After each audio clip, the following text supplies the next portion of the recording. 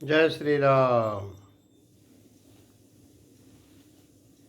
जस मानस जहि विधि भयउ, जग प्रचार जहि हेतु। अब सोई कहूँ प्रसंग सब, सुमिरि उमा वृष केतु। यह रामचरितमानस जैसा है, जिस प्रकार बना है और जिस हेतु से जगत में इसका प्रचार हुआ, अब वही सब कथा मैं श्री उमा महेश्वर का स्मरण करके कहता हूँ।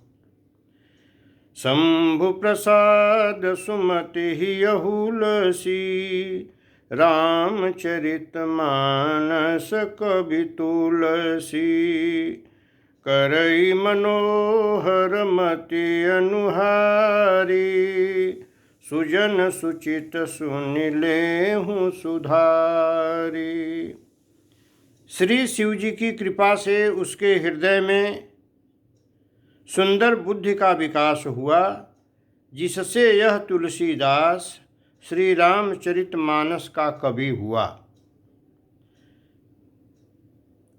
अपनी बुद्धि के अनुसार तो वह इसे मनोहर ही बनाता है, किंतु फिर भी हे सज्जनों, सुंदर चित्त से सुनकर इसे आप सुधार लीजिए।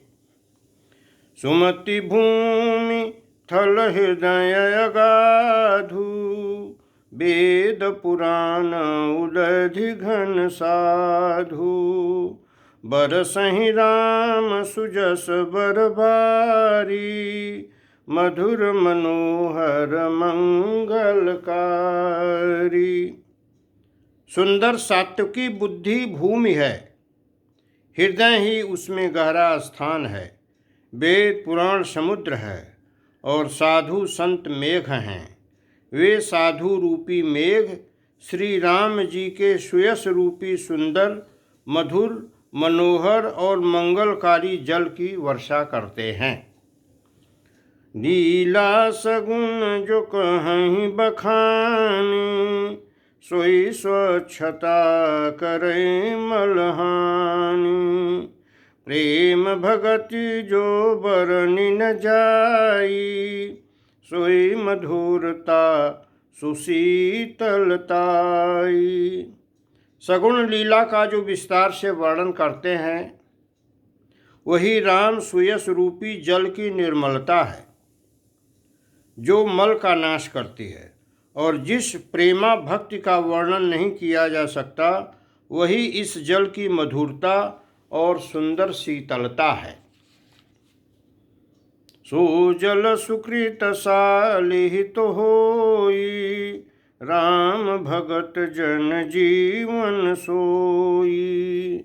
मेधा महिगत सो जल पावन, सकिल श्रवण मग चलऊ सुहावन। भरयु सुमान ससुथल थिराना, सुखद शीत रुचि चारु चिराना। वह राम सुयस रूपी जल सत्कर्म रूपी धान के लिए हितकर है, और श्री राम जी के भक्तों का तो जीवन ही है। वह पवित्र जल बुद्धि रूपी पृथ्वी पर गिरा और सिमट कर सुहावने कान रूपी मार्ग से चला, और हृदय रूपी श्रेष्ठ स्थान में भरकर वहीं स्थिर हो गया। वही पुराना होकर सुंदर, रुचिकर, शीतल और सुखदायी हो गया। सुठ सुंदर संवाद बर, बिरचे बुद्धि विचारे। तेहि पावन सुभग सर, घाट मनोहर चारी। इस कथा में बुद्धि से विचार कर जो चार अत्यंत सुंदर और उत्तम संवाद। पहला संवाद है भुषुंड गरुण शिव, फिर शिव पार्वती, फिर याज्ञवल्क्य भारद्वाज और तुलसीदास और संत रचे हैं। वही इस पवित्र और सुंदर सरोवर के चार मनोहर घाट हैं।